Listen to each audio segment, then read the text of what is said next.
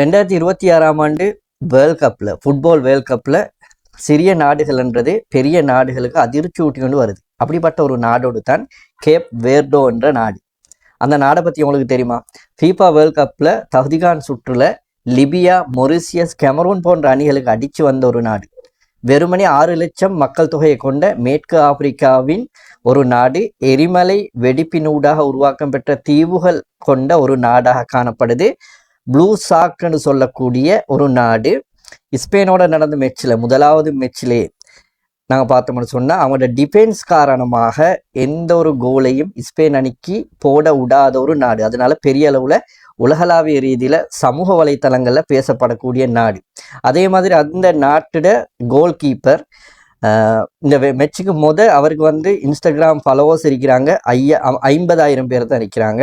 இந்த மேட்சை விளையாடினத்துக்கு போகிறோம் அவரோட திறமையை கண்டு அவரோட இன்ஸ்டாகிராம் ஃபாலோவர்ஸ் 5 மில்லியனாக அதிகரிச்சிருக்குது. ஆக உங்களுக்கு விளங்கி கொள்ள ஏலும் என்னன்னு சொன்னால், நாங்கள் முயற்சி செஞ்சோம்னு சொன்னால் ஒரு நாளைக்கு சாதிக்க இயலும்.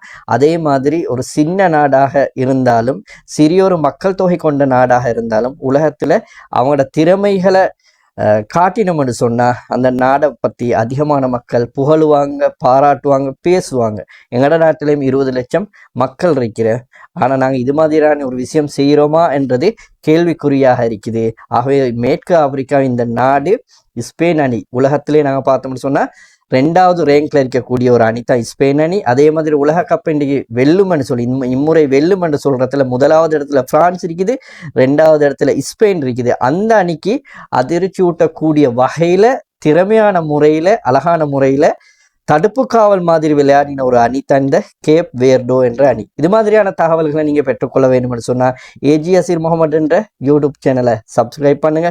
அதே மாதிரி ஃபேஸ்புக் பேஜை ஃபாலோ பண்ணுங்க. உங்களுக்கு இந்த வீடியோ பிடிச்சிருந்தா லைக் பண்ணுங்க. உங்களோட கருத்துக்கள் என்னன்றதை கொமெண்டின் ஊடாக சொல்லுங்க. அதே மாதிரி இந்த வீடியோ அடுத்தவங்களுக்கு பயனுடையதாக இருக்கும் என்று சொன்னா ஷேர் பண்ணுங்க. அடுத்த ஒரு நல்ல வீடியோல சந்திப்போம்.